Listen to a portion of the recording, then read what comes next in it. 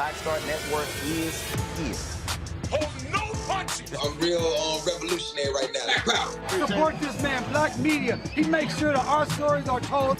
Thank you for being the voice of Black America, Bolden. Stay black. I love y'all. All momentum we have now, we have to keep this going. The video looks phenomenal. See, there's a difference between Black Star Network and Black-owned media and something like CNN. You can't be Black-owned media and be scared. It's time to be smart. Bring your eyeballs home. You dig?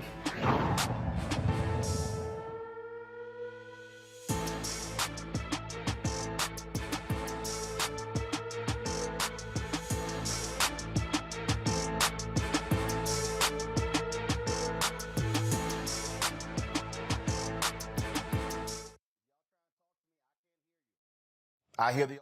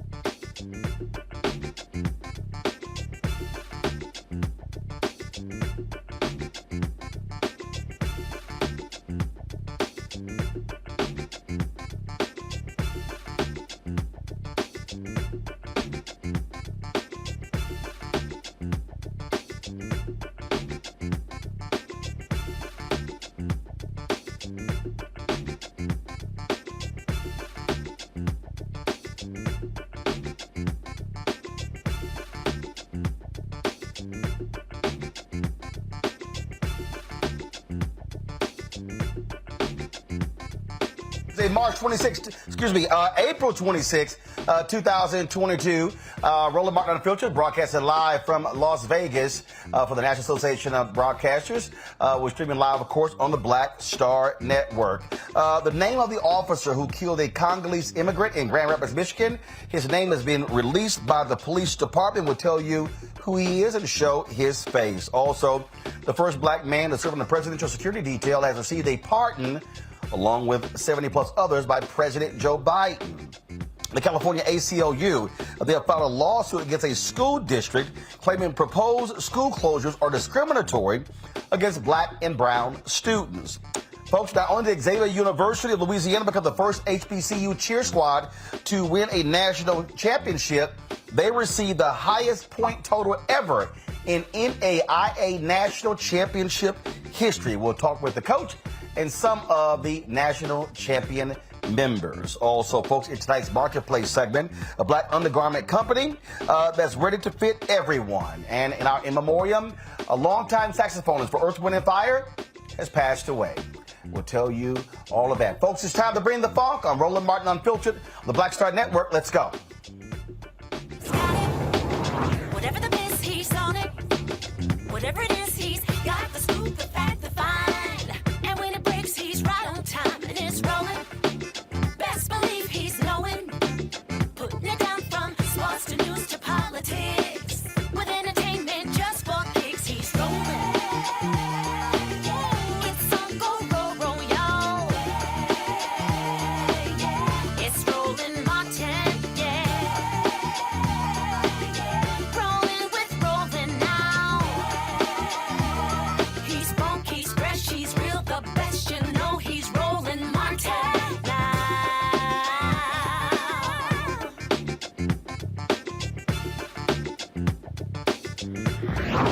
Martin.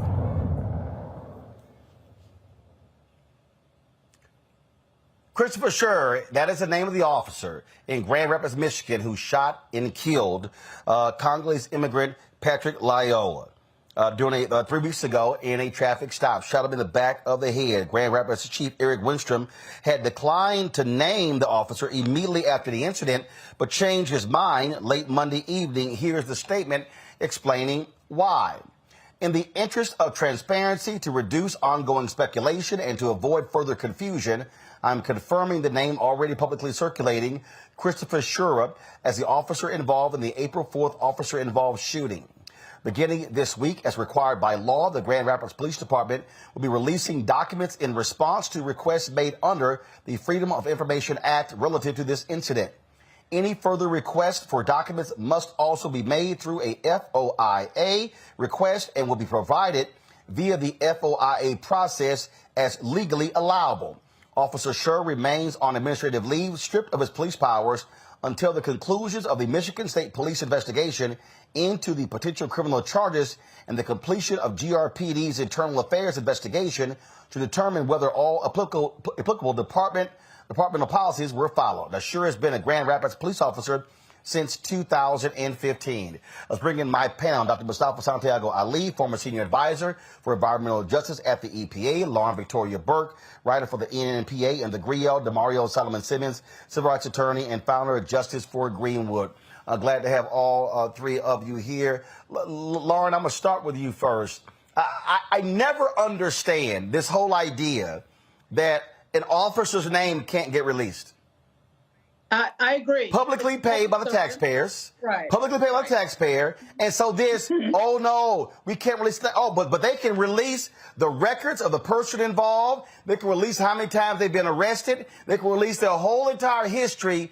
But this is the kind of thing where police get protection from the system.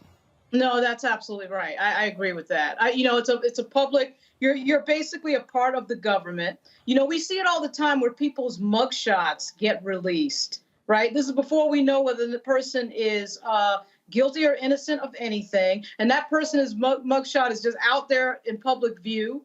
So I'm not sure why. I mean, we do know why. The police are almost in a special class in the United States.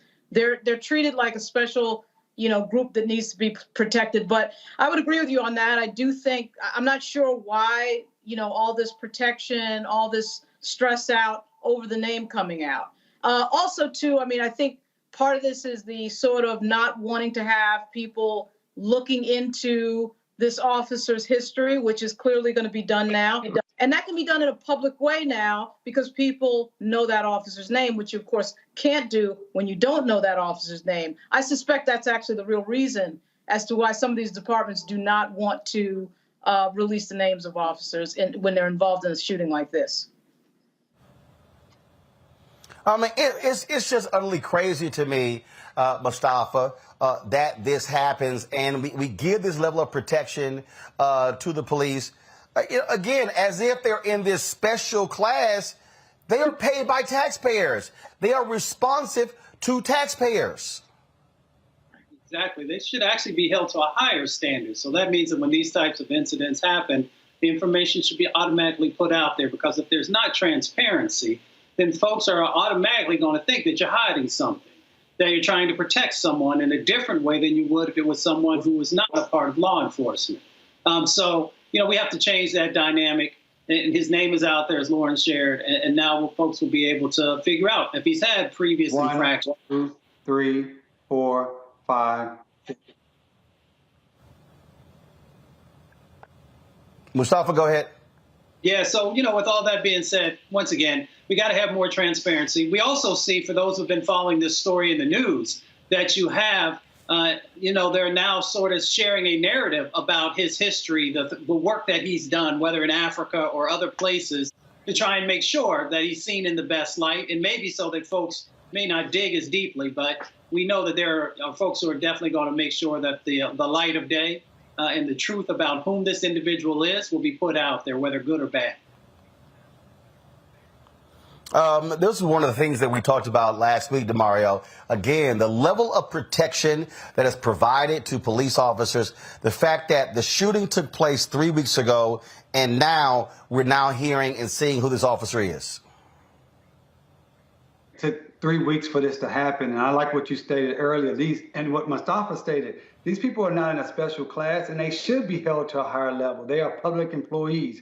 And it does not matter what this individual's background is and how many black babies he's adopted or how many times he went to the inner city to give out free turkeys. The fact of the matter is that he was on top of an unarmed individual and executed him, shot him in the back of the head, period, point blank. That is absolutely something that someone should go to prison for.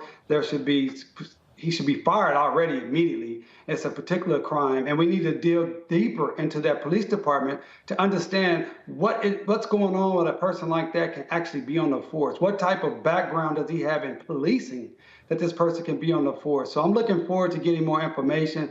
The bad thing is, and this is what I tell all my clients, and anytime I'm talking about this issue, regardless of what accountability that we bring towards that officer and that police department, that young 26-year-old man's life was taken, and that's the real tragedy here. Indeed, that is constantly an issue. And again, I just keep telling people this goes in line with the kind of special protections that they provide to police officers, and that simply is a fundamental problem. Folks, let's talk about this here. Vice President Kamala Harris has tested positive for COVID. The White House announced that she has tested positive. It's not showing any symptoms. It's going to be working from the residence.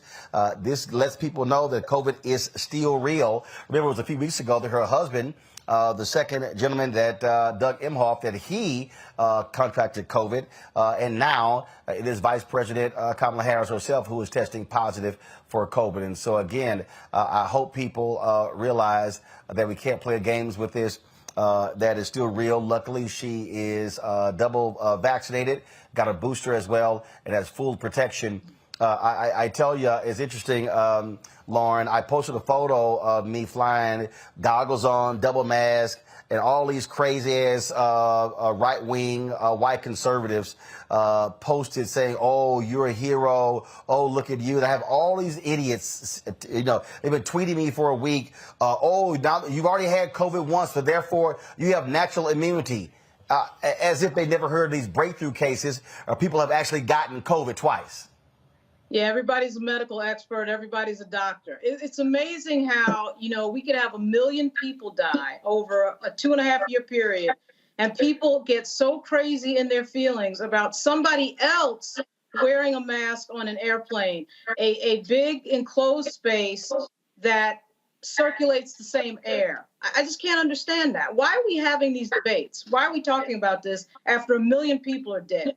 It's embarrassing. It's crazy. And it's amazing how, and then, we'll probably end up talking about Twitter later, but I think so much of what drives this is social media and people's endless narcissistic need to be commenting on everybody's life and everything and every piece of synapse that comes to their head about everything. But why are you caring about what somebody else is doing on an airplane with their mask?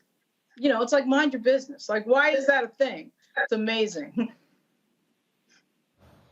And the thing here that I made clear to DeMario, and I said, if y'all don't like it, y'all all can kiss my ass. I mean, these people are utterly idiotic.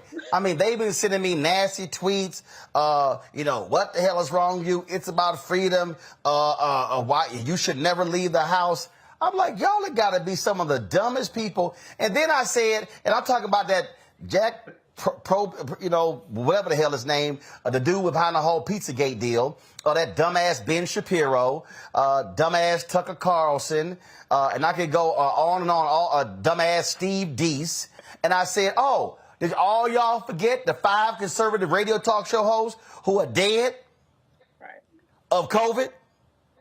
All those folks. And so I keep, matter of fact, when I was flying from Dallas to Las Vegas, there are 20 people in first class, 18 white, 2 black.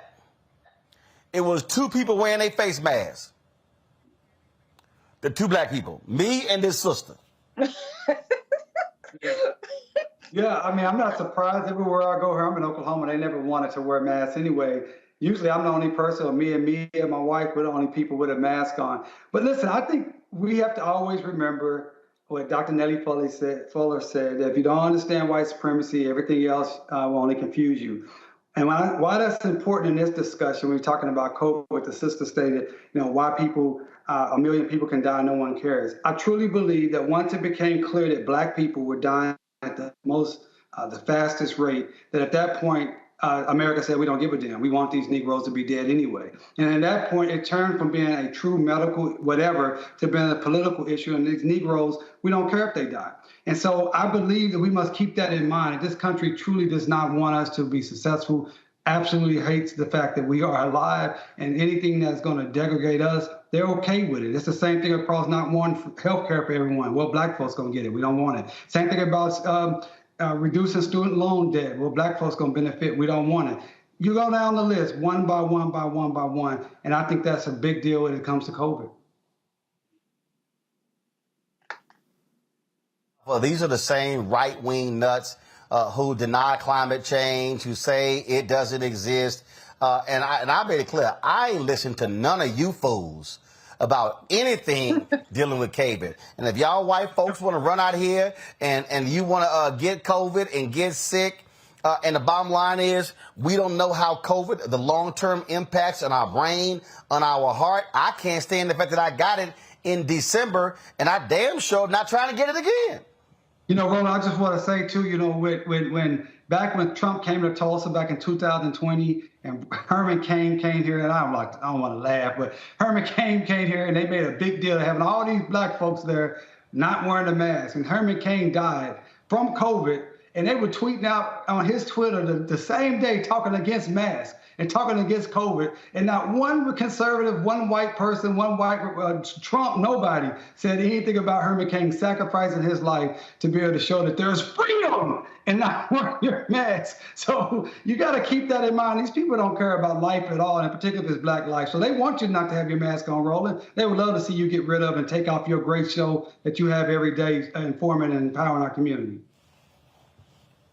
And you're absolutely right. They were sitting here, Herman Cain dead, and Phil Valentine dead, Mustafa. We can go down the line. And these folks still sitting here being dumb acting as if this is no big deal. And guess what? It's their families that regret it. How about that fool in Texas who was leading marches and protests against mandates, against masks, 3 kids, wife pregnant, his dumb ass get COVID, and he did.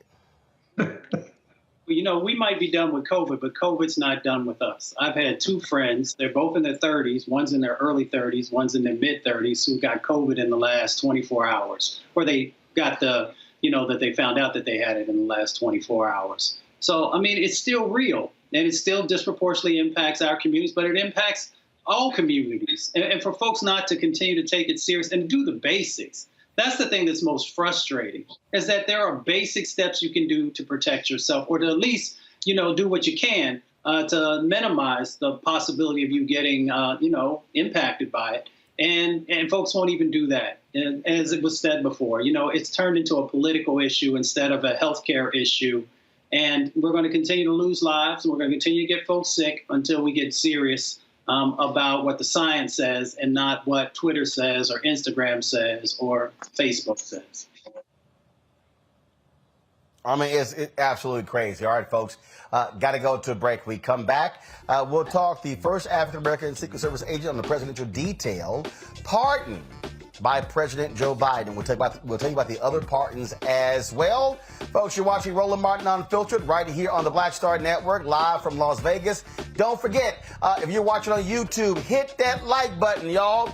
We should easily, in the first hour of the show, exceed 1,000 likes. If you're on Facebook, hit the like button, hit the share button as well. If you're watching on the Black Star Network, love to see your comments. Download the Black Star Network app. Our goal is to get 50,000 downloads by May 1st. Only a few days left. Please download to Android phone, Apple phone, Android TV, Apple TV, Roku, Amazon Fire TV, Xbox One, Samsung Smart TV. Also, please join our Bring the Funk fan club, where all of your dollars make it possible us to do what we do. P.O. Box 57196, Washington, D.C., 20037-0196. Cash App is $RM Unfiltered. PayPal is R Martin Unfiltered. Venmo is RM Unfiltered. Zelle is Roland at RolandSMartin.com. Roland at RolandMartinUnfiltered.com. We'll be right back. On the next Get Wealthy with me, Deborah Owens, America's Wealth Coach, financial literacy. Without it, wealth is just a pipe dream. And yet, half of our schools in this country don't even teach it to our kids.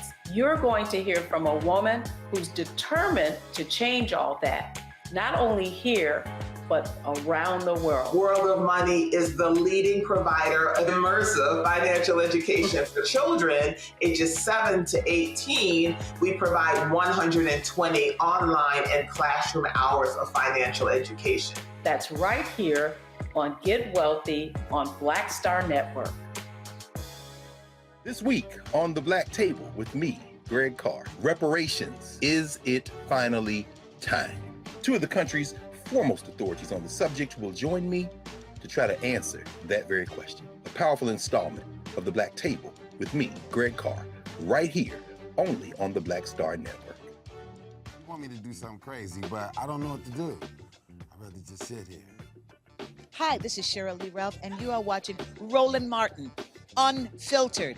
I mean, could it be any other way? Really? It's Roland Martin.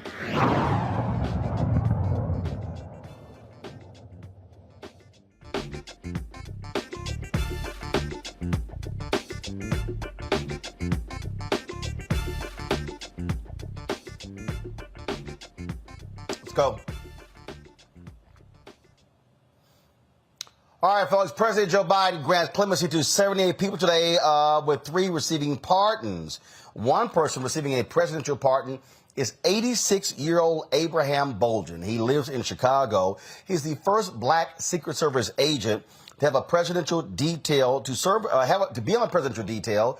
This took place, of course, during the Kennedy administration. In 1964, Bolden was convicted of attempting to sell a copy of a Secret Service file. He has maintained his innocence for decades. The other 2 pardons and 75 commutations are for nonviolent drug offenders serving long sentences. President Joe Biden says there are new job training measures and grants to help people re-enter society. Lauren, I need to understand, okay, this is now 15th month of Biden presidencies. Why taking so long? Okay, I guess 78. I mean, Jesus, use your power. Yeah, I think that he'll probably accelerate that. I really think that what happened with Joe Biden is that when he first came into office, he was hit with the COVID stuff. And the COVID thing, the American Rescue Act, all that stuff, they just were totally immersed in that. And I just think they're now getting around to figuring out, oh, that's right, he can pardon a bunch of people.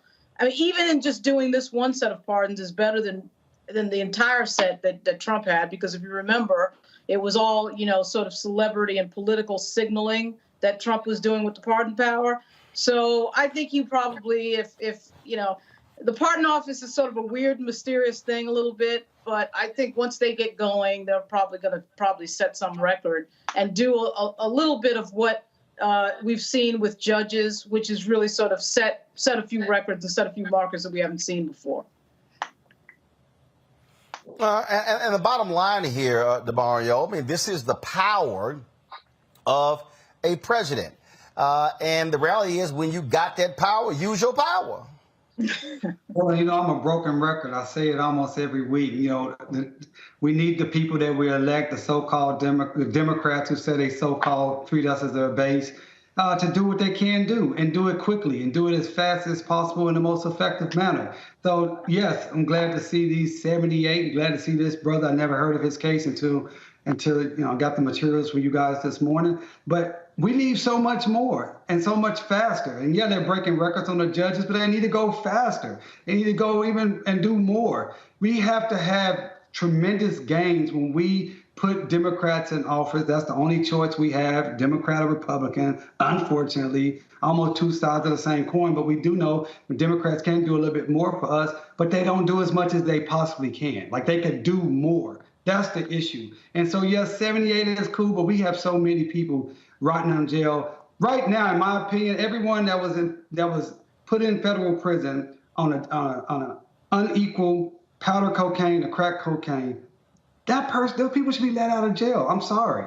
I mean, I'm not for dope dealing and flooding our community with poison, but we know these people were put in jail with disproportionate sentences. So if they have completed their sentence that it would have been if it was powder cocaine, all those people should be let out of jail, in my opinion. Well, he makes a good point there, Mustafa, because when we look at exactly what happened here, I mean, this nation and its onerous drug laws hurt the black community in a significant way with this whole idea of just throw folks in jail, and lock them up. Now, granted, the president only can issue pardons for federal crimes. Of course, only 10% of those who are in prison are on the federal level. 90% are on the state and county level. Right. Well, Trump gave 237 acts of clemency. We should make sure that record is shattered. And I agree with DeMario. I'm one who believes that, if there are folks who are in federal prison because of marijuana charges, and I don't smoke marijuana, but I also understand the disparities that have existed, and folks being locked up. And now you got law enforcement who actually got all the license for these new dispensaries, that we should make sure that those brothers and sisters receive this type of opportunity to be free. And then let's hook them up with those resources that President Biden has talked about, allowing people to re-enter. So let's let them re-enter by creating, new businesses and entrepreneurial opportunities, especially in the areas that actually, since they had expertise in that space, that got them in trouble in the first place. So I'm real clear that the president should be doing more in this space.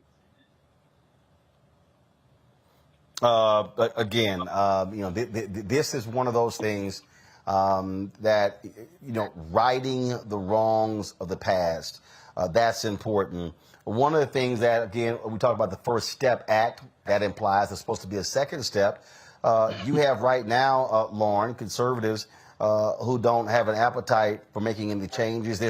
Some are still whining and complaining about the First Step Act. Are you seeing anything or hearing anything on Capitol Hill where Democrats are going to try to make some kind of move in this election year before the midterms on a second criminal justice bill? No, I haven't heard that. I'll be on Capitol Hill tomorrow. What will sort of delay the day tomorrow is Nat'l and Albright's funeral is tomorrow at 2:00. But at any rate, no, in answering your question, I have not heard that. And really, more broadly, I don't really see a strategy coming from the Democratic Party yet for the midterms. I'm trying to figure out what exactly that is.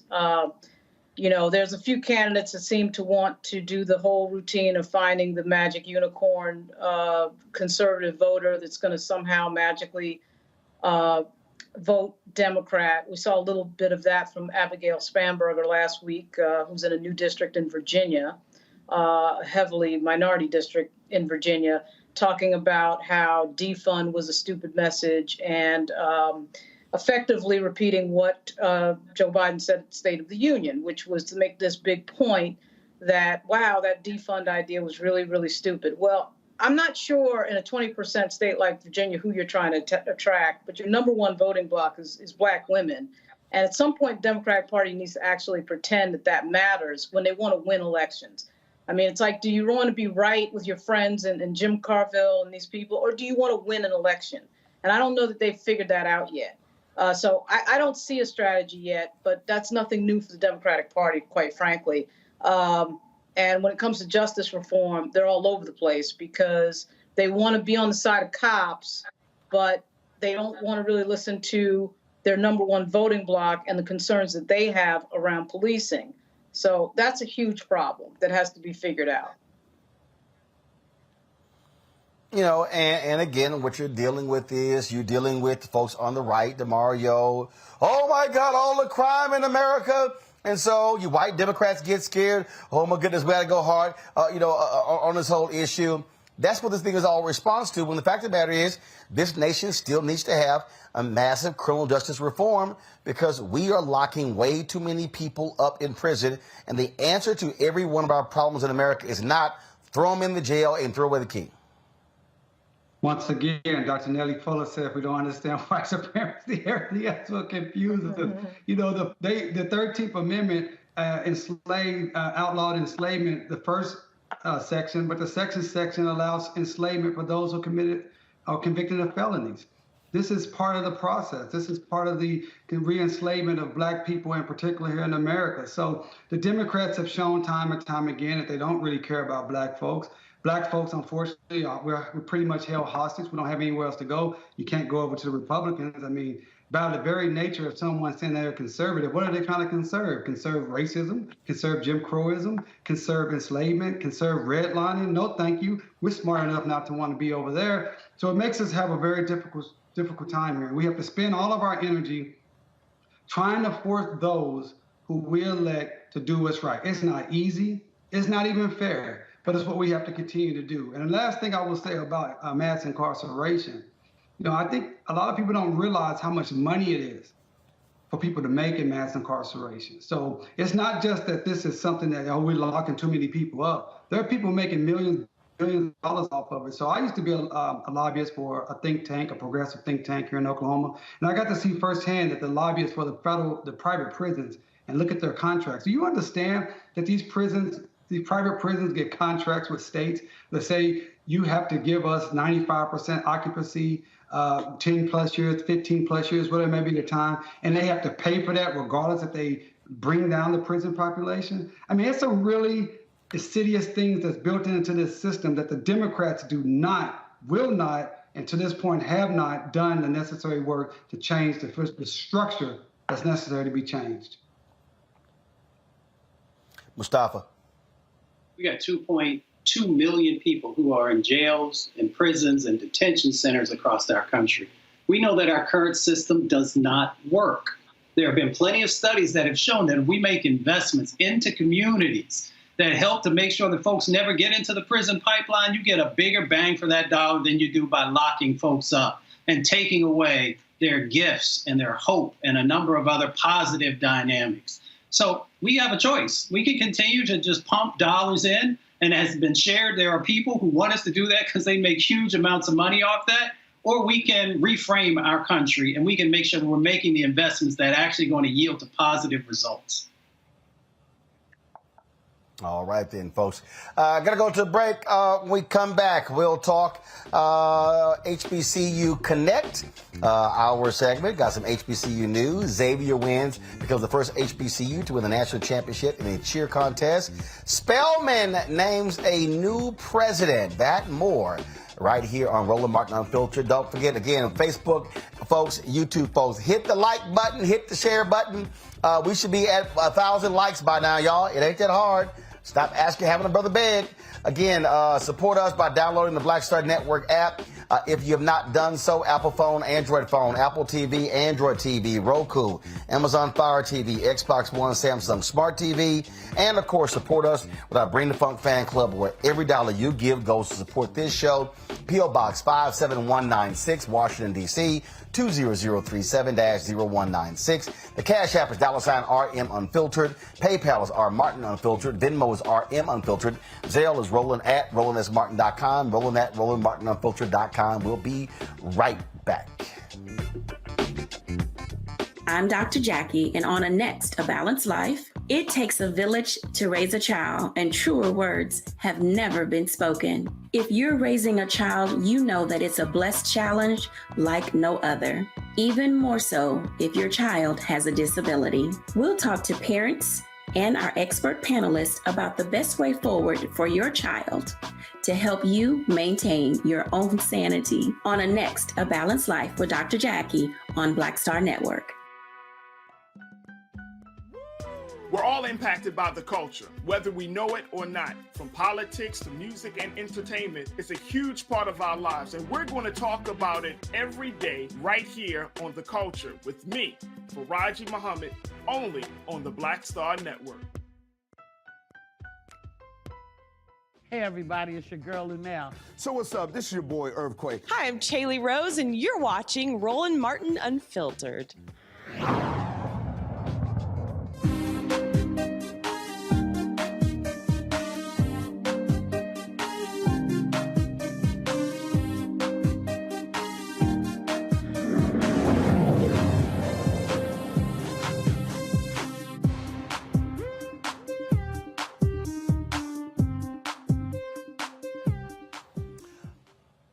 All right, folks. Dr. Helene Gayle, longtime CEO of the Chicago Trust, has resigned to become the 11th person to serve as president of Spelman College. She was picked by the Board of Trustees in a unanimous decision.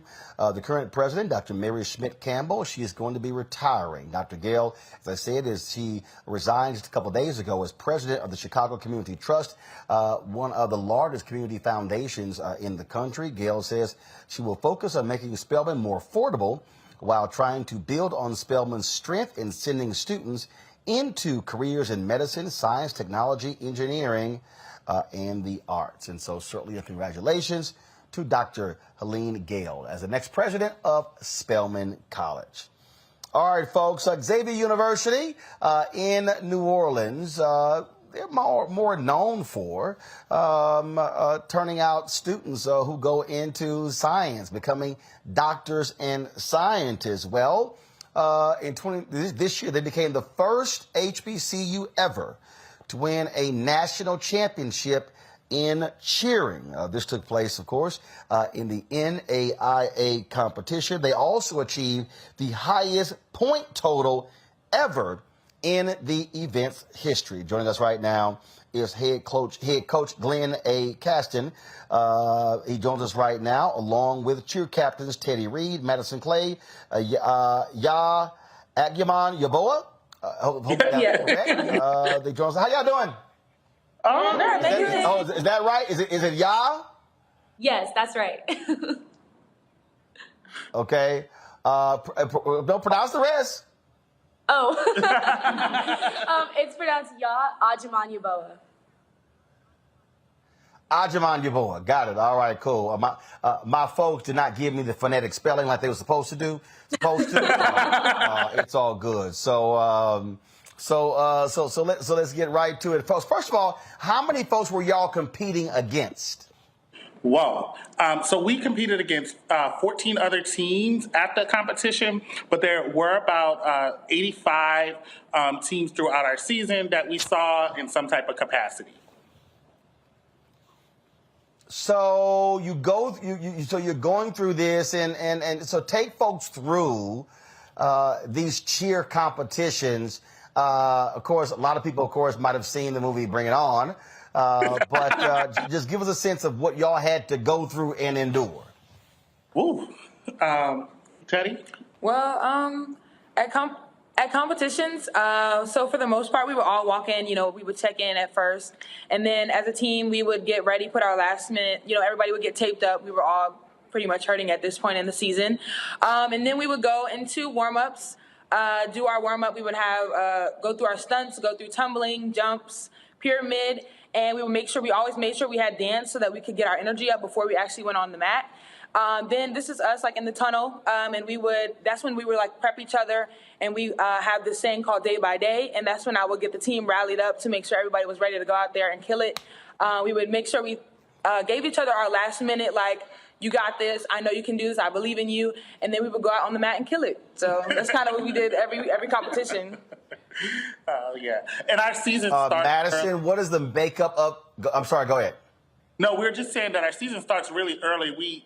While we're on the mat for only 2 minutes and 30 seconds, we start preparing for this in August. So it is a long process to get to this point. While it's only a 2 minute, 30-second routine, we're really prepping and using our full year to get us ready. So, Madison, first of all, what's the classification of this squad? Are they mostly juniors and seniors? Is it a young squad? Very young right now, so we're only losing 3 seniors who were on the mat this year, so that's good for us. So hopefully next year we'll bring home another title. So yeah, we're a very, very young team. Teddy's graduating. They're part of my first class of scholarship athletes for cheer, so we're excited to have, all 3 of them. Oh my God, all 3 of y'all. Don't make me cry on the camera. So all 3 of them are a part of our senior program for next year. So yeah, we're going to lose a lot next year, but this year we're still solid. So Madison, y'all, and Teddy, now, were either of you on championship winning squads in high school? No, when I was in high school, we only had one competition at the end of the year, and we got like 3rd. So. Yeah, I actually went to a smaller cheer gym, so we didn't have as much. We had resources, but we weren't to this level. Right. Yeah, I also cheered in high school and an all-star with Maddie, and we were competitive, but not as competitive as we were now. I feel like we've all seen growth since our freshman year with Coach Glenn. And prior to this, what was the highest Xavier ever placed in a competition? So this year, Roland, I got to tell you, we went undefeated. We went undefeated this year in our preseason and at regionals. And last year, we were also regional champions and also went undefeated throughout our season. At nationals, previously we only scored. We were 5th place last year at nationals, so we knew what we needed to do this year to come in to take the title. So we worked really, really hard, fine-tuning things. We worked really, really hard on our stunts to increase our difficulty. We're used to winning, just not at this level. Questions for my panel. Lauren, I got a feeling you were not on the cheer squad in high school. Oh, no, not at all. I'm on the side watching. Okay, you don't have to worry about me competing with you, I'll tell you that. I was wondering the same thing that you'd asked Roland about how well you guys had done in previous years, but also who did y'all beat this year? Who came in 2nd and 3rd? Indiana Westland was 2nd, and then St. Ambrose, they were 3rd. So the way that it works, there's a day 1 score and a day 2 score. So day 1, we were actually in 2nd, and St. Ambrose was in 1st. And then the next day, we rose to the occasion. So they could tell you what it took to get there that night before.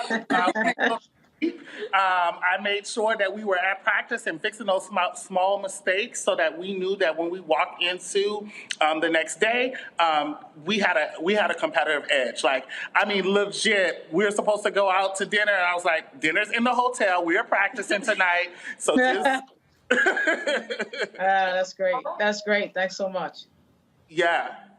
It's all really close. First of all, I go to DeMario next, and DeMario, you didn't actually play much on the football field, so you probably spent more time watching cheerleaders. So you probably have what's the question? See, DeMario, that's why you're muted. Can you hear me now? You know. Yeah, we can. Yeah, now we can hear you. Be hating on me because I'm an Omega and I went to play football at University of Oklahoma. We used to spank A&M all the time, so that's why he be hating on me. No, y'all didn't. No, y'all didn't. Hey, what's wrong with watching cheerleaders? What's wrong with watching cheerleaders? I think that's a pretty good thing to do. Listen, This is an amazing story. It is. The point is you were not playing. But go ahead and ask your question. See my old ring. You don't get we have them too. Look, we got them too. Hey, DeMario, you see this ring? Alpha. Let me talk to the cheerleaders, man. Let me talk to the champions. You know, and DeMario, just so you know, tomorrow's my 35th alpha-versary. So you better go and ask your question before it get funky up in here. See how he be doing. Let me talk to these championship women and this championship coach. I'm proud of all of y'all. Y'all bringing it home to an HBCU. That's what's up. And I like what you said, Coach. Second place, you need to get your team together. I ain't gonna ask you what you said because you can say it on TV, but I know you did what's necessary so it could come out. I'm just proud of you all. And as athletes, my wife was a cheerleader, and as an athlete, do you guys still find that people don't understand how much athleticism it takes to do what you do? And then you talked about your injuries. Do people not understand the type of injuries, the sprained ankles, the knee twist, ACLs? Talk a little bit about the sacrifice that you have to do, and it's not just about football and basketball players dealing with those type of injuries. I would say I think a lot of people don't see it as much of a sport since it's so fun to watch, and we're smiling like other sports, right? Since it's also a performance, but we've had so many injuries. I've personally had 3 concussions, so it's a dangerous sport as well. It's just also entertaining. Also, to add on to that, I feel like most people don't realize that cheer is never out of season. So even though we might not be competing, we're still cheering on basketball and volleyball. And when basketball's over, then we're showing up to the baseball games. So when baseball's over, then we're getting ready for our season. So there's never really an off period.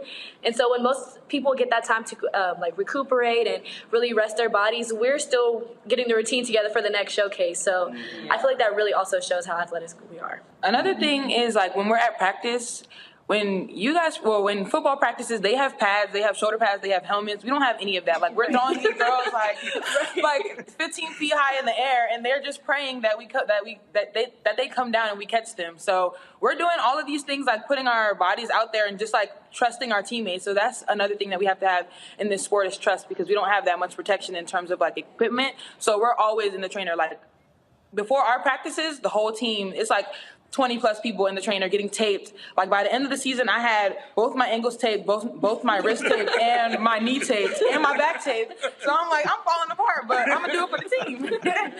And they train really well. So they train like football players, actually. I mean, they're weight training Tuesdays and Thursdays at the same facility that the Saints train at, So they're doing the work. So stuff that Roland, see, this is stuff Roland don't know anything about. As us athletes, we understand that. Roland don't know anything about that. Well, actually, since you want to open your big old mouth, I would work for the video laboratory for the Texas A&M University football team. And so I was doing what I do. And then when I was in high school, we shot all the games. We won state championship. So what you gotta understand, DeMario, see, somebody got to shoot the video for y'all to watch film so you know how you screwed up. I didn't say you see, check yourself. Now, and second, I play baseball. Partially. See, don't get yourself embarrassed. Mustafa, my alpha brother, ask your question. Congratulations for being a champion. Nobody can ever take that away from you. I'm curious about the challenges you all faced throughout the year to, all that you put in to be able to get to this moment. So can you talk a little bit about how you navigated the challenges? I can talk from the high level point, and certainly they have their internal challenges. I mean, being a first Black institution to even reach the NAIA Nationals was a big feat, right? So not only are we facing the challenges of competition and the athleticism side of it, we also are facing the isms, and we have to talk about that, So a lot of what I do at that high level is changing people's perspective of what it means to be Black in this space. As you all know, cheerleading, if you look on TV, it's not a Black-dominated sport, and for many times and many opportunities have been stripped away from Black teams, from Black athletes. So my job really at that high level is to really sell their greatness. And to tell their story at that higher level, right? We face, I'll tell you, there's lots of rules changes in cheerleading, and if anyone knows anything about cheerleading, I'll just think about it from this perspective. I'll give it to you like this: a touchdown might be worth 6 points, and if you get that field goal, it's 7, right? Well, in our season, we had the highest, as it's playing on the film, we're doing the highest level and degree of tumbling, right, that we could ever do on the mat, right? And at that point, in the middle of the season, the rules change, right? So it was rule changing, so they dummied down the score so that other teams can kind of reach what we were doing. So that's a challenge in itself, just selling that, like, hey, why would you do it if that concession was not made for... Wait. You trying to say they would grade them on the curve? There was a curve that existed. And no disrespect to my colleagues throughout the NAIA, but the truth is the truth that everyone knows that a layout is not the same as a full. And so that full, these athletes are working to get that highest degree. And so in our division, those layouts were weighted the same, and that was a challenge in itself. It was also a challenge to bring our institution up to speed, right? Because a lot of times when starting a new program, people don't know how great it can be. And so I have to go out and tell the story. I have to go out and say, this is our plan, and people have to be on board. I have to get all of our alumni and our staff and our administration on it. So it takes a lot of work at this level for the coaching, because it's not just going to practice and saying, okay, y'all are going to do this on this count. It's all these other components that make it work. I think some of the other challenges we faced were, well, everybody's not in Louisiana, but Hurricane Ida, we did have to go through that. And a lot of people did have to go home and they had to evacuate. So we still had to try to work around that with our with practice times and things like that, and people coming back and forth. Again, the injuries, that was another challenge. And between us going back and forth, between us going back and forth with school and going home for Thanksgiving break, that was another challenge that we had. So we had to keep on pushing, even if we didn't have all the main players that we wanted to put on the mat. We still had to make sure our alternatives could fill in for us and make sure we could still get the job done, still get the routine put together so that we can execute it later. So. Going back to what Coach Glenn said, I always tell people this all the time, like, the competitive program at Xavier is only as old as the 3 of our college careers. Like, it's only been 3 years. So everything is the first annual this, the first annual that. Like, we're literally coming up with this as we go. Like, we're learning as we go. So a lot of programs have been established for years and years, and they have protocol for everything. But there's been times where, like, we're sitting at Coach's office, like, okay, so this is the first time this happened. What do we do? And we're like, we don't know. We don't have any examples. We don't know what to do. So we're just kind of like coming up with everything as we go. So I just also attest to like a lot of different things we've had to do. Yeah. In addition to that. All right then. Yeah. Go ahead. Final comment. Go ahead. I was just gonna say there's a lot of pushback on us being national champions from the other teams. They weren't really expecting an all-black team like us to take that, and they're not necessarily always happy with it. Mm-hmm. That's all I had to say. And they're working to their academics, like their finals, all of it. So yes, absolutely. Well, that's why I say hashtag team whip that ass. Yes, sir, Mr. Roland Martin. If you don't like the fact that all black squad beat you, well, damn it, go practice more and come back next year and see what you do. Yeah, absolutely. Yeah. I mean, this to me, this ain't hard. So, congratulations, and also y'all got the right colors. That black and gold looks real good. Oh, jeez. We know you would say that. We know you. You hear that, DeMario? You hear that, DeMario? Yeah, but you wish you looked half as good as they look in it, brother. So that's all. Just remember that. DeMario, we all look good in black and gold. Nobody look good in purple and gold. All right, Coach, I appreciate it. I certainly appreciate it. Let me thank y'all, Teddy, and Madison as well for joining us. Congratulations. Thank y'all so much. Thank you. All right, folks. And speaking of Xavier, their president also announced that they are going to be opening a medical school. Of course, when you talk about right now, Meharry has the only black medical school in the country, but Xavier University, they send many students to black medical schools, and so they are going to make that decision. I'm pulling it up now, where the announcement was recently made about Xavier doing that. And so they're planning. So what they say is Xavier wants to open their own medical school to increase diversity in the health professions. So this is a huge decision here. It was announced on Thursday as Xavier is going to establish the Graduate School of Health Sciences and Medical School. And so it's in the planning stages as we speak. It's going to be several years before the medical school is ready to train future physicians. And so certainly that is absolutely a great thing by Xavier there in Louisiana. All right, folks, going to a break. When we come back, we're going to talk, of course, our Black and Missing. We'll talk about some prison guards who have now been indicted. Again, folks, this is the kind of thing that you're seeing the Department of Justice is doing, going after these rogue correctional officers all across the country.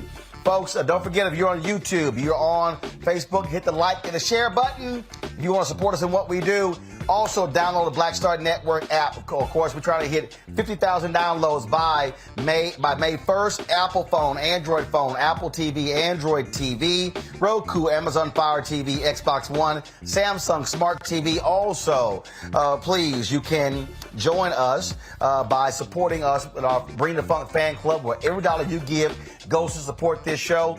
I'm in Las Vegas today for the National Association of Broadcasters, looking for some new equipment for our studio. I'm going to be in Los Angeles tomorrow. We're going to be broadcasting live from LA for the 30th anniversary of the Rodney King riots. And so you want to send a check or a money order, P.O. Box 57196, Washington, D.C. 20037-0196. Cash App is $RM Unfiltered. PayPal is R Martin Unfiltered. Venmo is RM Unfiltered. Zelle is Roland at RolandSMartin.com. Roland at RolandMartinUnfiltered.com. We'll be right back.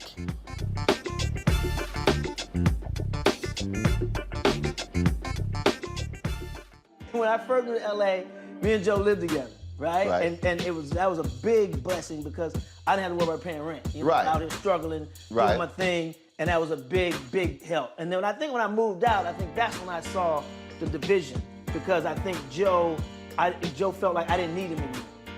And it wasn't that. It was like, I'm a grown-ass man, two grown-ass men. But actually, that is true. You don't need him anymore. Right. When you grow up, first of all, when you grow up, it's like, hey, you help. And this time you get your ass out the house and go do your own thing. Right. He didn't want me to move out. But I'm like, you know what? At the time when I moved out. I mean, what? Were you paying a light bill? I wasn't paying anything. And I said, you know what? I need this responsibility. It's going to make me work harder in my career if I know I got rent to pay, I got bills to pay. I was paying a cell phone bill, that was it. No, but Joe was treating me like a little butler. Because I'm telling you, I was like Benson. Now, I'm telling you, man. Please fetch me some water. He was using Jedi mind tricks. Yo, man, you still make them good grilled cheese sandwiches you made when you was little? No, you don't. Next thing I'm at the stove. Flipped it. And then it dawned on me, he tricked me again. Got me again.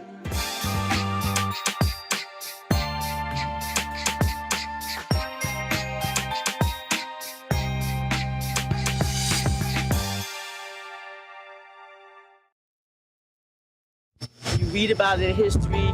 You know, you talk about, you see it on our side, you know, of the United States, but to actually come here and see where this story of slavery started, and connecting the dots, it's just a wow factor for me right now.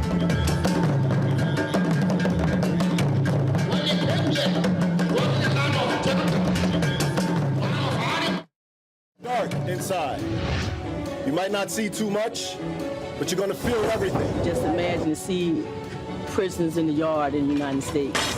A lot of us, if we're real honest, what is required in 2019, going into 2020, is simply for us to be reprogrammed.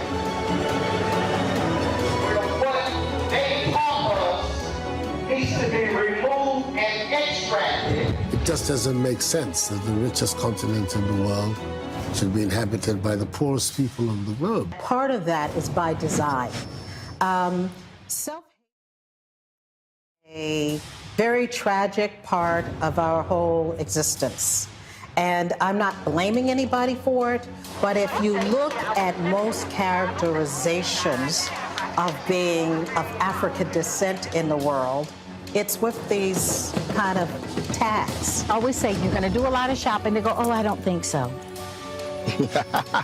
And then they come, so they brought limited reserves, and then they spend all their time running to the ATM because they see all these clothes they want and fabric they want. It's overwhelming. I've been here for 8 years, and I'm still taking pictures out of my car because it's a feast for the eyes on any given day. The kind of opportunities you have in Africa, you don't have those in America. The kind of money that you can make in Africa, very few of you would have that opportunity to do that in America. Cordy, who was working for the Congress in the United States, she has started a waste management company. She's the #1 here in Ghana now. She looked at dollar signs and trash. There it is. Used to be jeans. Used to be jeans. Is now a huge rush. In Ghana alone, we have a 2 million unit deficit in housing. 2 million. 2 million.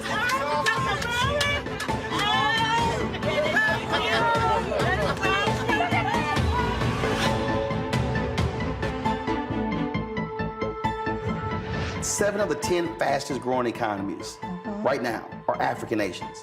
Why in the world would we not be trying to figure out how to connect? Because the Lebanese are, the Chinese are, everybody else is doing it. We will be crazy to do it. And it's with people who look like us. We will be crazy to do it. Crazy to do it. Crazy to do it.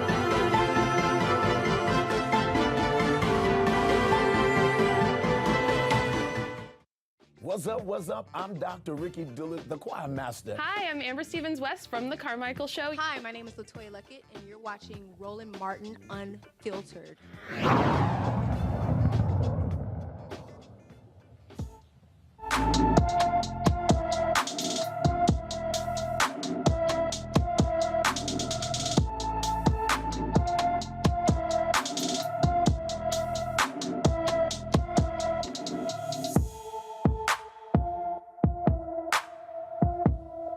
Anita Hill Maynard has been missing from Kansas City, Missouri since April 18, 2022.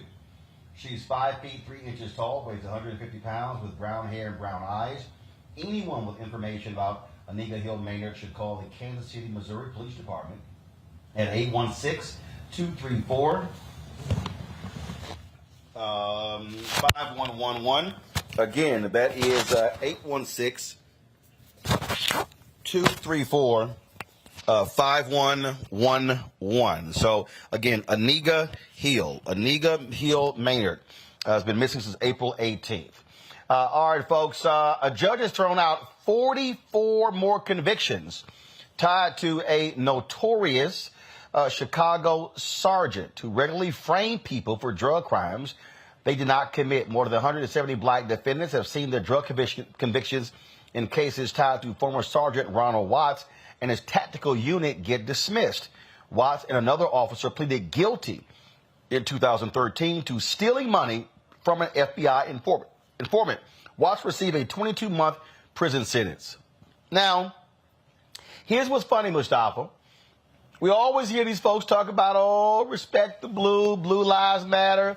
You look at this thuggish cop There was a police officer in Baltimore who was on the stand a few weeks ago who talked about how they were shaking folks down and stealing money from drug folks, just notorious. So you notice you never hear the FOP, all the folks blue, saying anything about thug cops like this. It's nothing but crickets after they've ruined people's lives. Think about all those folks who were innocent, all those years that they lost with their families, and being able to be in a job and being able to build wealth for both themselves and their families and their communities that was taken away by someone who told lies to garner their own wealth from individuals. So, 22 months for doing all that damage. I mean, I don't care if you're black, white, whatever color you might be. You deserve to spend a significant amount of time for all the damage and trauma that you created by the actions that you intentionally did. Lauren, again, when we hear these cases, all the people, that's an aberration.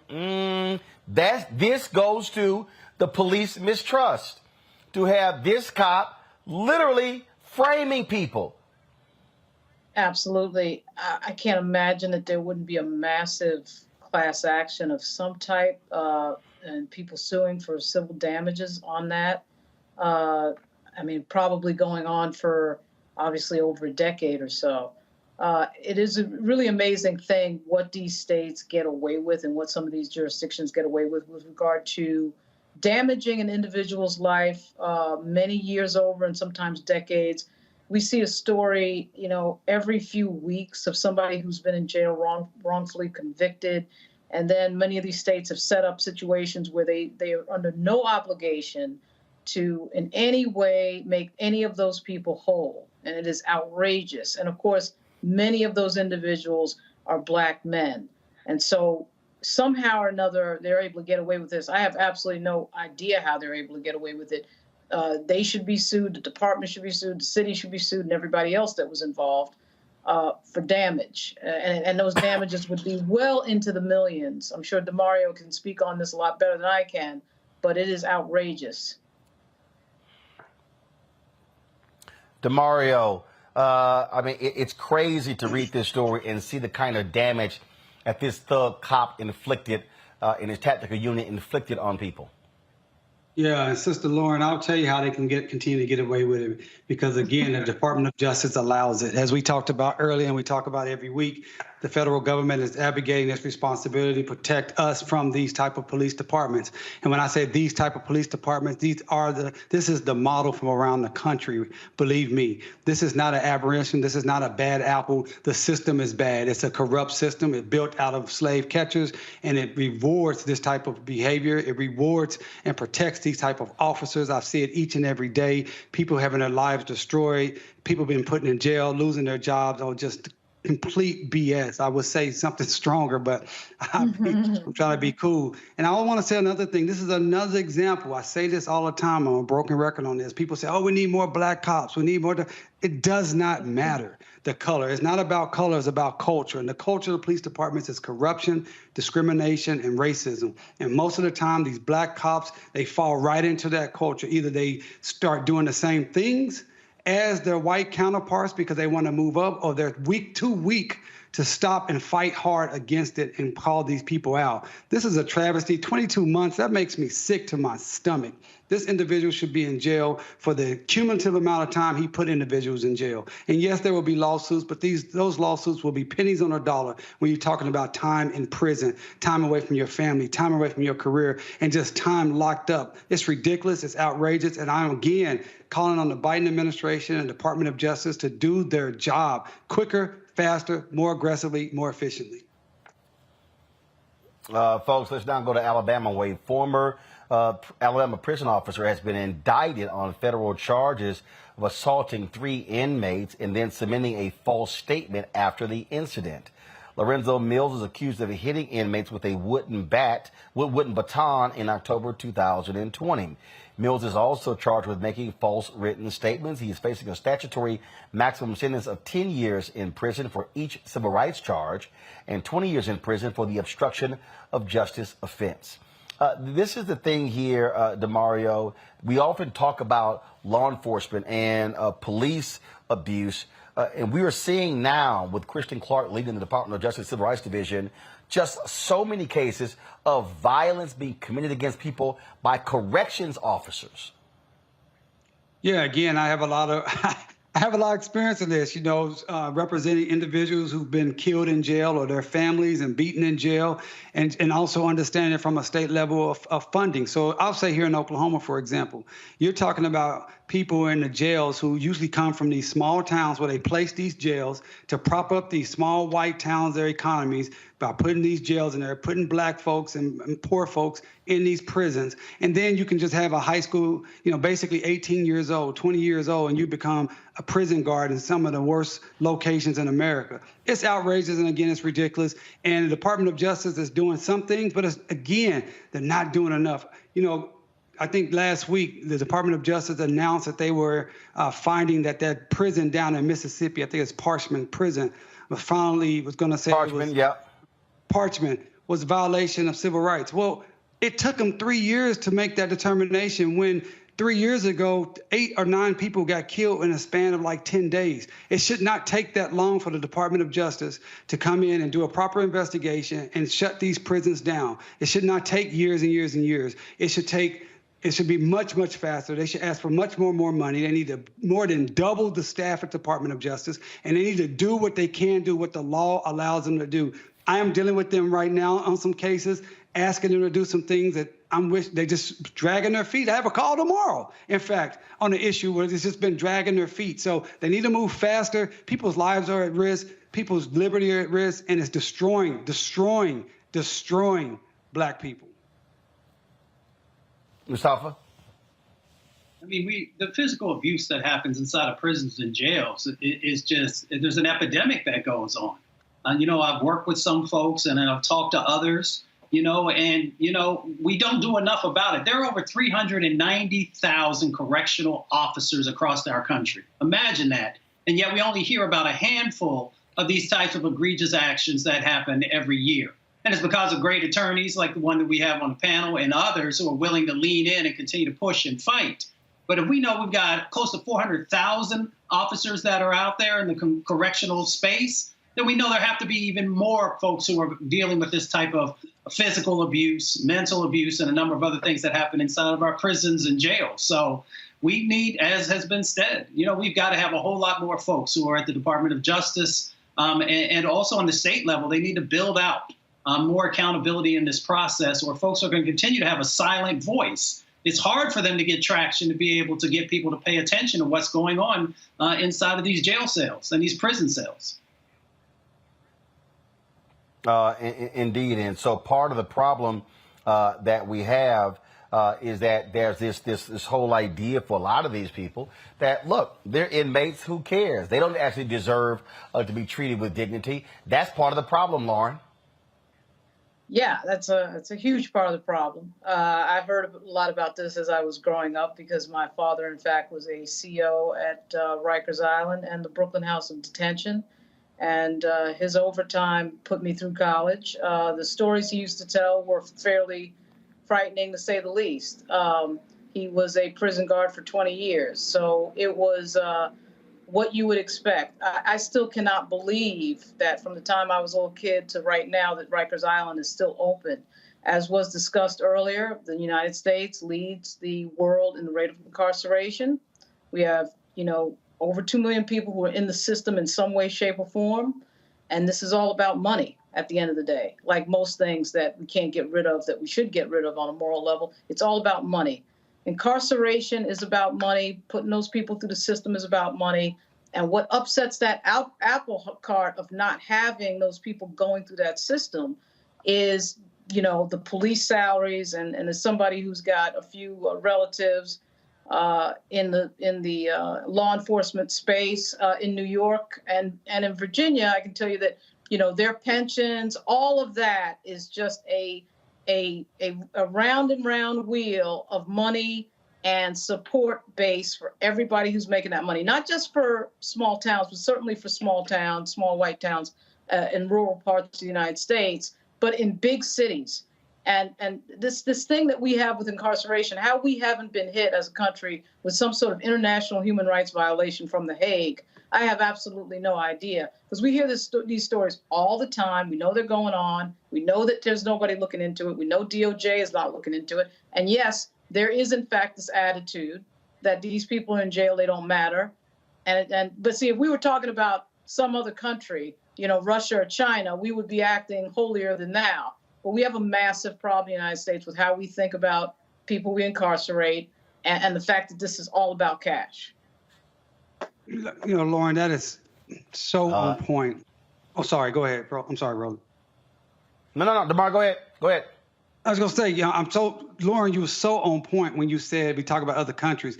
Everybody talking about, our democracy and human rights. America doesn't believe in human rights, particularly of black people. America doesn't believe in democracy, particularly for black people. And this is a great example of it. Right here in Oklahoma, we lock up more people, more women than any place else in the world in Oklahoma. And we do it each and every day. And again, it is all about money. And it's all about, when I say the DOJ can do more, here in Oklahoma City, Oklahoma County Jail is one of the most notorious. It's like a Rikers Island. 10, 12, 15, 20 people die there every year. I had a case where a client of mine, the prison guards set him up to get beat up by a rival gang, and they killed him. And once we dug into that case, we found that since 1995, the DOJ has been documenting the civil rights abuses in that jail, where the jails don't even lock, where they're eating, feces is backing up into the jail cells, where they're eating, they don't have a functional kitchen. They have to feed them out of the just transports. It's ridiculous. And guess what? That's a jail. These people are not convicted. These people have just been charged with a crime. And guess what? Most of those people are there because they're poor. They can't pay the bail to get out of jail. So these individuals are being deprived of their civil rights. The Department of Justice have known this since 1995, yet they won't shut that jail down. That jail is still ongoing today. People are still dying in that jail today, just like Rikers Island, and it's a travesty. This is why I'm so hard on the Department of Justice and the federal government. It is the federal government that has to move in, utilize its awesome powers, stop sending, well, I'm going to say stop sending. If you can send billions of dollars to Ukraine, and you can jump to the forefront to protect Ukraine, well, damn it, we need you to spend billions of dollars on our communities right here because you're the one destroying them. Jump to the forefront for our people because we built this country and we deserve it, and we're taxpayers today. That's my position. All right, folks, let's talk about this case out of California where the ACLU of Northern California, they're filing a lawsuit against the Oakland Unified School District, claiming the district's new school closure plan disproportionately discriminates against black and brown students. The school board still intends to close 7 schools and merge 2 others. At least at 4 of those schools, the population is over 50% black. The ACLU says the plan will harm black students with special needs and violates black students' fundamental right to equal educational opportunity under the California Constitution and discriminates based upon race. And so we'll see what happens with that particular story. All right, folks, in today's In Memoriam, longtime saxophonist for Earth, Wind & Fire, Andrew Woolfolk, has passed away. He was one of the original members of Earth, Wind & Fire through their historic run. The veteran musician who joined Earth, Wind & Fire in 1972 passed away Sunday after battling a long illness. He was with Earth, Wind & Fire through their most formative and influential years in music and contributed to some of their biggest hits, including September. Andrew Woolfolk is an ancestor at the age of 71. All right, folks, when we come back, we will have our marketplace segment where we focus on black businesses.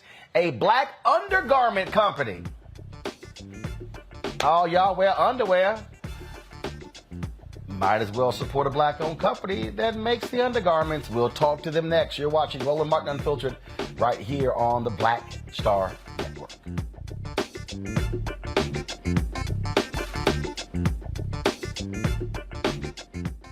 On the next Get Wealthy with me, Deborah Owens, America's Wealth Coach, financial literacy. Without it, wealth is just a pipe dream. And yet, half of our schools in this country don't even teach it to our kids.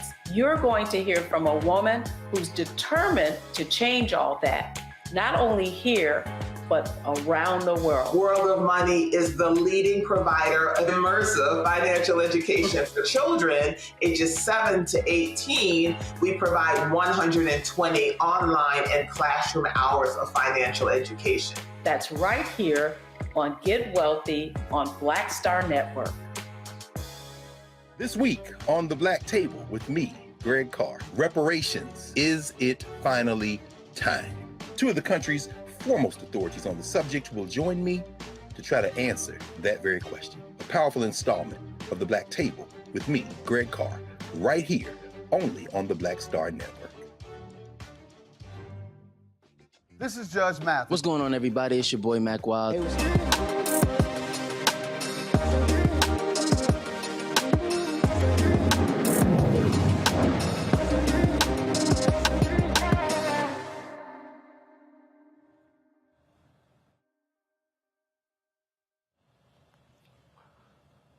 All right, folks, every Tuesday we focus on Black-owned businesses in our Marketplace segment. And today we're talking about a Black undergarment company called Aurora DC. They are an athleisure brand that touts inclusivity for all genders, sizes, and ages. Thomas Butler, he is the owner of Aurora DC, and he joins us from Washington, D.C. Glad to have you on the show. So first of all, what is the name Aurora DC? Actually, it's called Aurora. The DC, you know, back in the day, you used to have DKNY, and they have DC, they used to have NY in the corner. That's basically what the Aurora DC stands for. So it's basically just Aurora, what it was the meaning of this, the name of it. All right. Okay. Sounds good. Just wanted to know that. And appreciate you having me on the show. Were you in the business? Were you in the business? Were you on the retail side? What caused you to say, you know what? I think I can own my own athleisure company and make it undergarments? Basically, where I'm from, a lot of people have their own clothing line, like they have hoodies and stuff like that. And I noticed that as a Black person, nobody, I don't see too many of undergarments all around. I see a lot of clothing lines and stuff like that. And I decided I always like to be different. So I decided to, jump out there and start my own clothing, my undergarment line. How long you had it? Well, it took me actually 6 months. I had it for almost like a year and a half, but it took me 6 months to actually get the right material, the right styles and stuff to each stuff. Because like when you brand an underwear, you got to make sure that it's comfortable for everybody, not just for yourself. So I had to do a lot of test runs, and it took me about 6 months because I get it from overseas, and it takes a long time for to get all the stuff here on time. All right, then. How have your sales been since you launched? Good. I'm just looking for more sales. Because once they get a hold of it and they get the material, they always buy one. Then once they buy one, you see them, they coming right back. They buying two, they buying three. So it's just all about just getting it out there to people. And once they get it, they just gravitate to it. Sales doing good. Sales actually doing real good. They can do better. They doing good though. So, well, obviously we all want sales to do better. How many employees do you have in Aurora, DC? Me. I'm the only one. Just you? That's me. I'm doing everything. I just bought me a camera for like $1,500. I'm about to start doing a lot of my photography work for my company as well. So in terms of, how are you handling your marketing? How are you handling your sales? How are you handling all of that? I do a lot of, I target a lot of people that's influencing to the community and stuff like that. I actually have a lot of friends that play in the NFL and the NBA, so I'm reaching out to them, get them just to do a lot of, little quick photos and put it on their pages or their social media. I'm also right now, I'm talking to a marketing team right now to help me boost up my sales and boost up my Instagram and my website as well. So I'm in talk with them. I'm also looking for just different marketing streams and strategies just to get it out there. Questions for my panel. Let me first go to DeMario.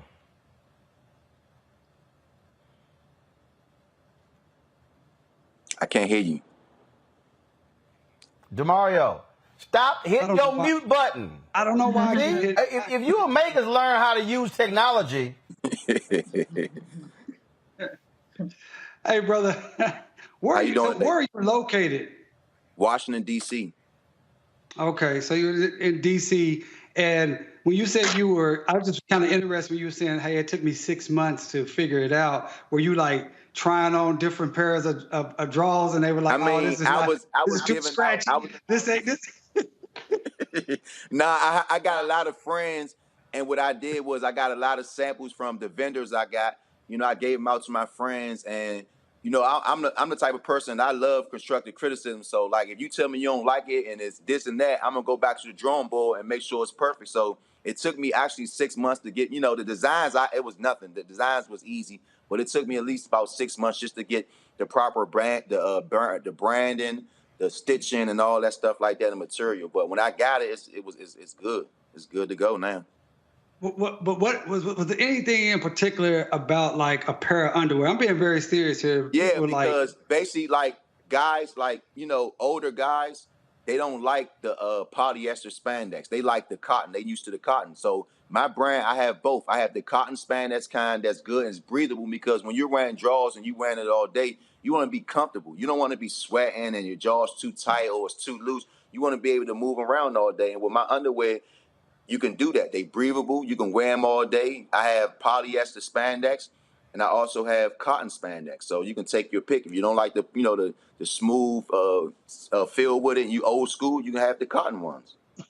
You want the fruit? So they want the old Fruit of the Loom look. They want the old tidy whities. They like some of them. I wear both. I wear the cotton ones. I wear my stuff now. Like I wear everything I have. I wear my own stuff. My socks, and my undergarments. So everything I have is comfortable. Like I said, it took me 6 months to get everything right, and it was worth it though. I didn't rush it because I didn't want to have a product come out and I'm trying to target a certain area and to target certain people, and my product is not good enough with the rest of the competitive that's out there. So if I'm trying to come out there and take over, I got to make sure my stuff is good.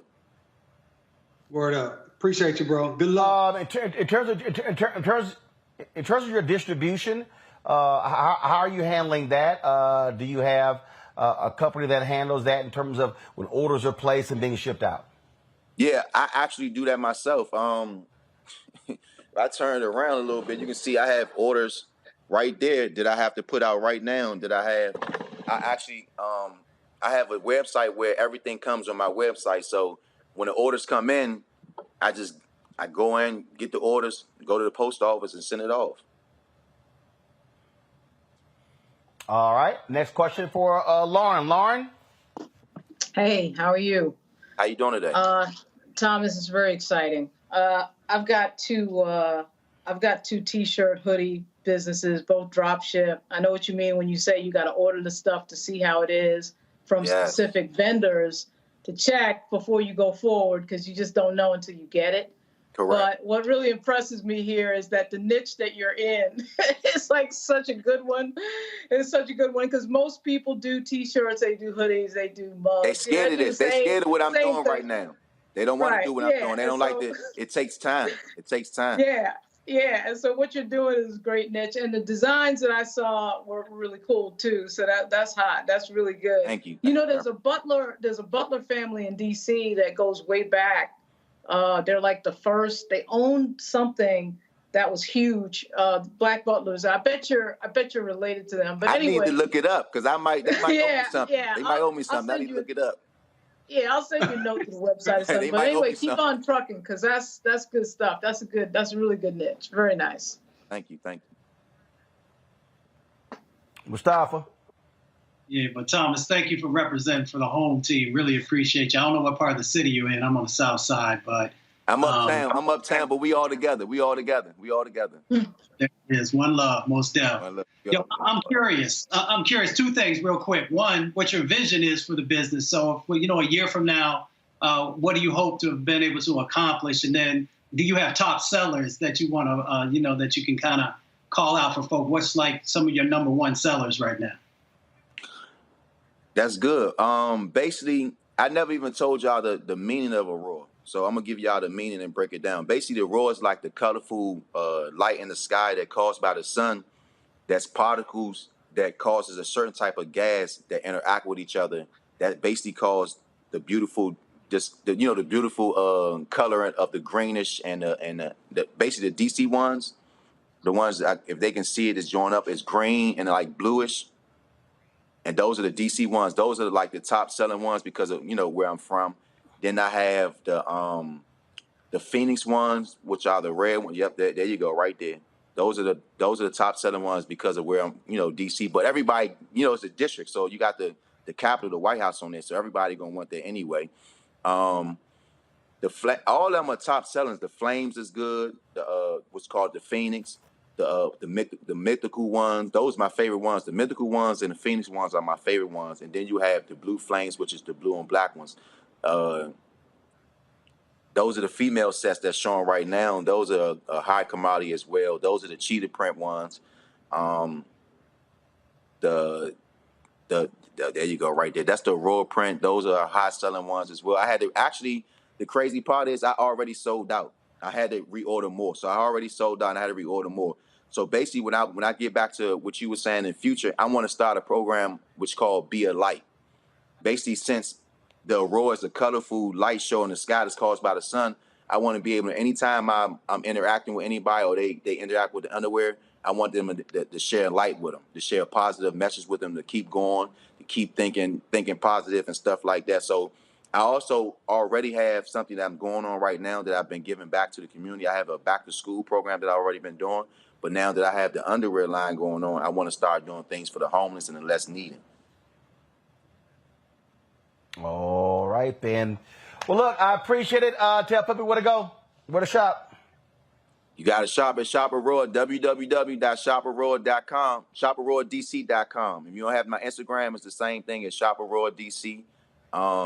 You can find me there. The website going crazy. It's going crazy right now while I'm on the phone. It's easy to shop. It's not hard. Basically, the stuff fits. Everything fits. Everything fits.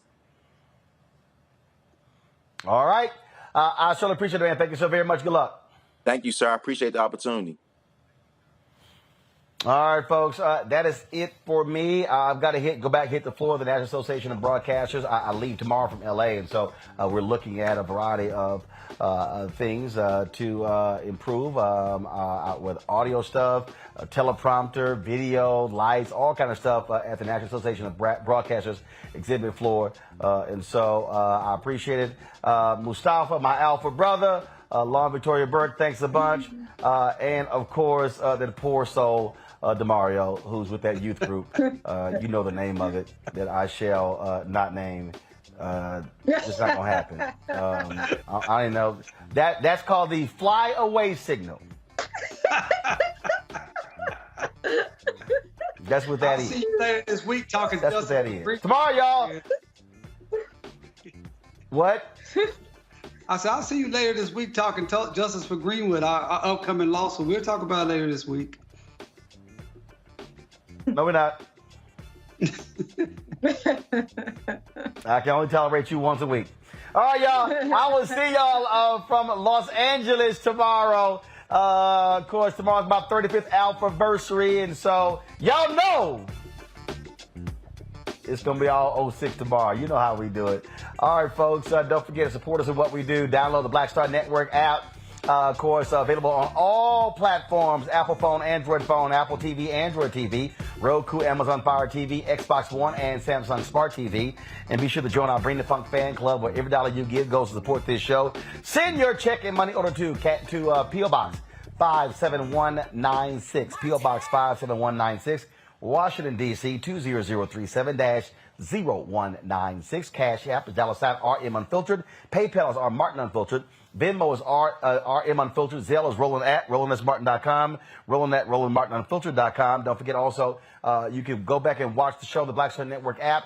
And you can also download our podcast from the iHeartRadio Network podcast, from their podcast network. So download the Roland Martin Unfiltered podcast as well. And so, we are on all these platforms. Y'all know how we do it. Ain't nobody else doing what we do. And so we got some great things lined up, and I can't wait to be able to unveil those things to you. So again, I appreciate it, folks. I'll see you tomorrow right here on Roland Martin Unfiltered. Ho!